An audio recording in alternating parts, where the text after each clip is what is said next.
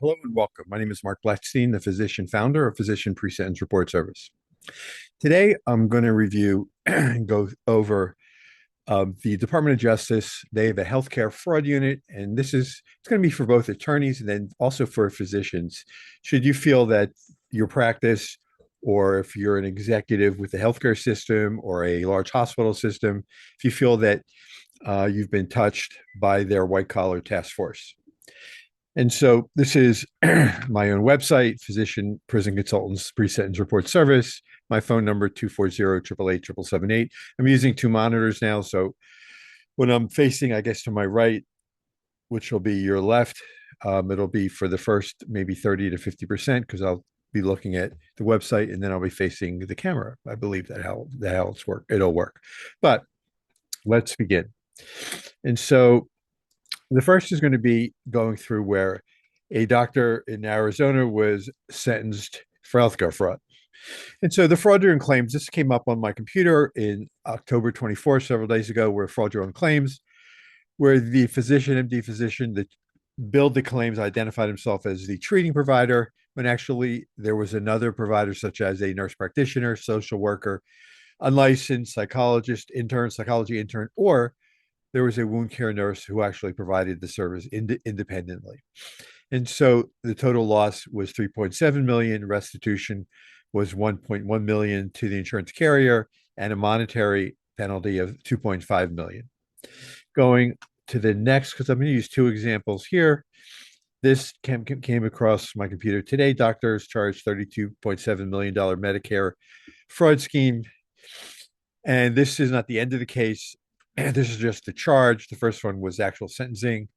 And here was the pain management practice where, let me bring this down a little bit so you can still see it to a degree, where it was a Medicare fraud scheme, pain management practice, which had an in-house drug testing laboratory, where from between 2010 and July of 2023, supposedly or allegedly, the physician billed Medicare for this $32 million and change for drug testing over 22 different classes of drugs in urine specimens where there was a lack of documentation or lack of suspicion of the use of these illicit drugs. And so the physician was charged with both one count of conspiracy to commit and then 5 counts of healthcare fraud.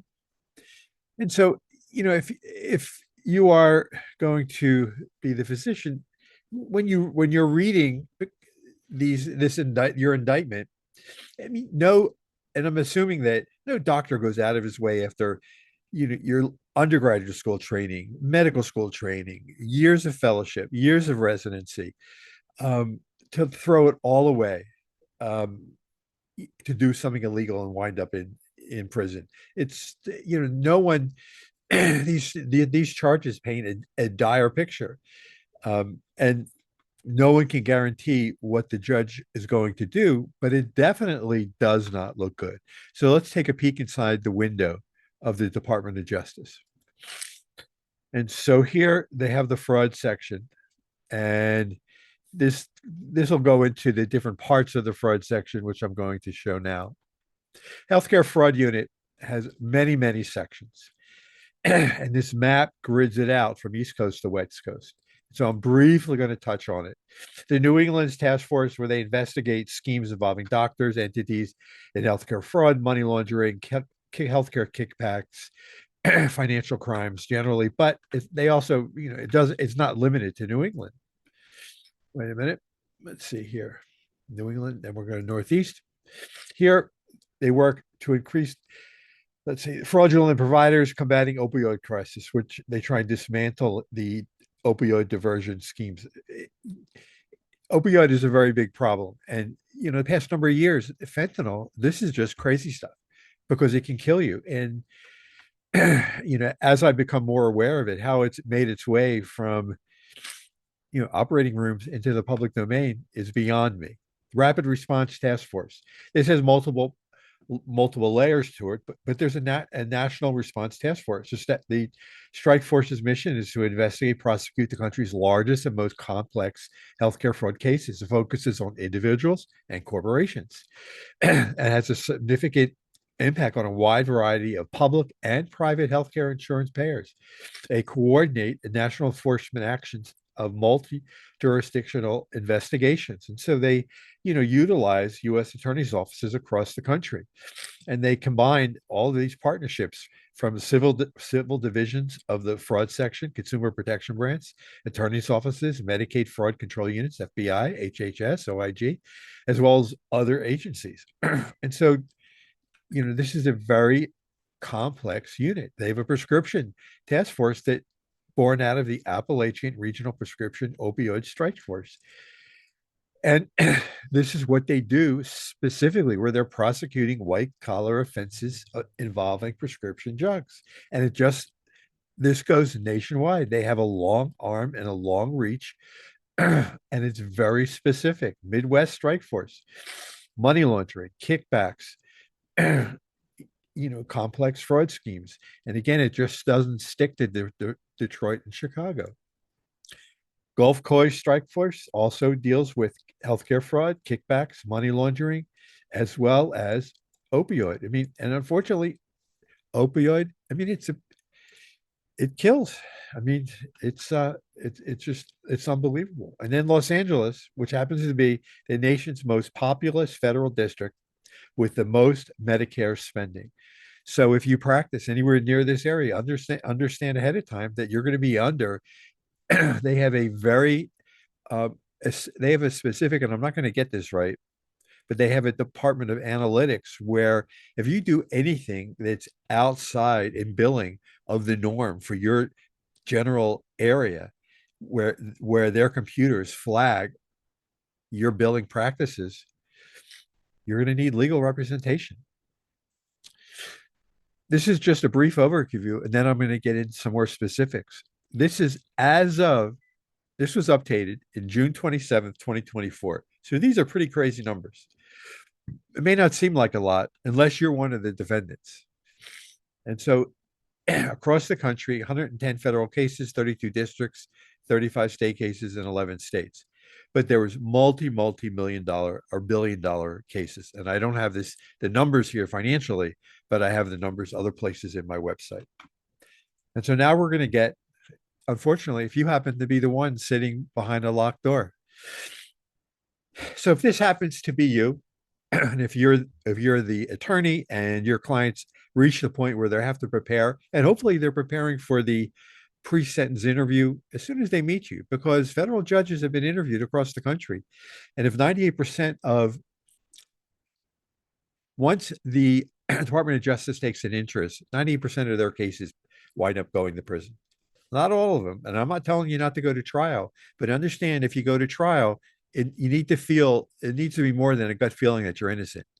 And that if you go to trial, please don't aggravate the judge, because you're going to need to go back to that same judge for leniency. And with that in mind, you need to also begin preparing for the pre-sentence interview. But there are diversion programs, which is another YouTube that you can begin to consider other avenues to approach the prosecutor before you even get to the sentencing phase. But you don't want to go ahead and aggravate the judge ahead of time. But judges understand that crimes don't happen in a vacuum, but there are things that the judge knows ahead of time.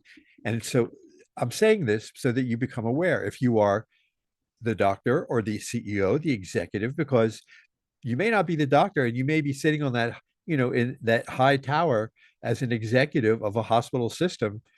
The Department of Justice doesn't care. They're equal opportunity. The Department of Justice understands, the judge understands that the Department of Justice wants a conviction. They understand the prosecutor is they're going to want they want jail time. And partly it's because they want to put you in jail. Maybe they also want to they want to do it for ethical reasons to protect the society. And maybe they want at some point in time, they want to either go to white collar defense, or maybe they want to go into politics. Judges also know that your attorneys are paid to say nice things about you. But your attorney and keep you out of prison. But your attorney knows nothing about you personally, about the defendant. Don't you think it would help them to understand your biographical background, your personal background, what, all the work and effort, what went into making you the person you are today, and what caused you to kind of tip over the scale, be it a financial or maybe medical, or maybe it was drugs, or whatever the reason was, so that can be part of your defense. And so that one person that the judge knows nothing about is you. And so it would help you to help your attorney know who you are. It would help you, the defendant, let to help the judge humanize yourself before the judge. And so I'm gonna go back to the beginning. And so you want to help the attorney know who you are and help the judge know who you are. And then the most important person you're going to meet, and you'll hear these terms at some point, is that you're going to go the first thing after you are arraigned, or if you are found guilty, either by plea or by trial, is you're going to be facing what's called a pre-sentence interview. And the pre-sentence interview is not an interview. It's where the probation officer offers to the court, that probation officer is going to ask you a lot of questions or interview you to learn about, they need to learn about your life story. They have questions that they need to know answers to. But this is your opportunity to prepare your autobiography, which is your background, criminal, medical, and and social background, that you can have pre-written up for your probation officer before you ever meet them. And the probation officers, they see a lot of people. And they have initially, when they get your case, all you are is like a alphanumeric number that they have to go through and read about you through your indictment, which is not very glowing. And if you do nothing and you just kind of wait to go to your interview, and if your attorney says that, don't worry about it, it's just question and answer, no big deal. They know the probation officer, they know the judge. Well, nobody can promise you what the judge is going to do, what the probation officer is going to do, or what the Federal Bureau of Prisons is going to do. You need to prepare. The most important person in your life is going to be that probation officer. And if they are busy, if you take 3 months or all the time that you can to draft your autobiography, to counter, if you will, not an excuse, but to write about your life, what brought you to this point in your life where you did bad things. You may not have recognized it at the time that you strayed over the line, and and you had victims. You realized the responsibility, you accept it, you did the crime. You have remorse for what you did. You're not making an excuse. It was your practice. You did these things, and in looking back, these things happened to you as a kid. It's not an excuse. This is, what happened, what your life was like in elementary school, or whatever transpired, in your youth growing up, whether it's like the old Clint Eastwood movie, The Good, the Bad, and the Ugly, all of it needs to be there, because this is your life. This is your time in writing this, to humanize yourself to the probation officer, because that probation officer is going to go ahead and meet with you and then write out their official pre-sentence report. And then they're going to make a recommendation to your judge. The judge depends on the probation officer. And so if you provide all the information that your probation officer needs to fill out their pre-sentence report, but if you give them all that information, if you have a medical file, whatever it makes up your background, if it's all the information that they need, that they told your attorney to provide for them, and all the information that makes you up, whether it's a medical background, whatever you've done in your life, and if you have letters of character reference that you can put together, everything, you have diplomas, whatever you've done, and you have your life history story spell checked, organized, and you provide that to your probation officer a week or so before you have your interview, you don't think that they're going to appreciate the fact that you have appreciated their limited time, and that all they have to do is take your information and fill in their report? So now when you meet, they have time to actually personally get to know you.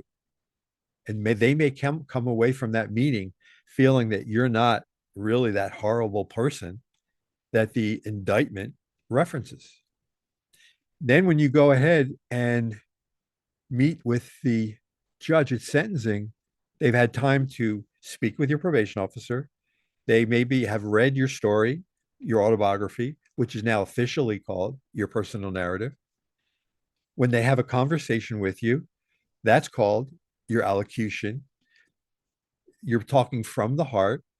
And if you're doing that, the judge will see it, because they talk to people, they've been on that bench for a long time.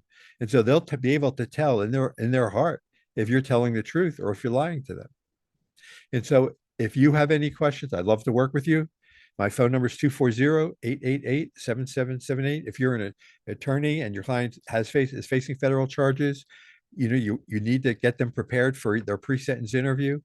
You understand that they need to make a great first impression with their probation officer for that meeting. If they have questions, I have answers. Again, my name is Mark Blatstein, Dr. Blatstein, and I too had a felony in 2006. My license was reinstated in 2010, and I own and founded Physician Pre-Sentence Report Service. Again, my phone, 240-888-7778, and I appreciate you taking the time to listen to this YouTube. Have a good day.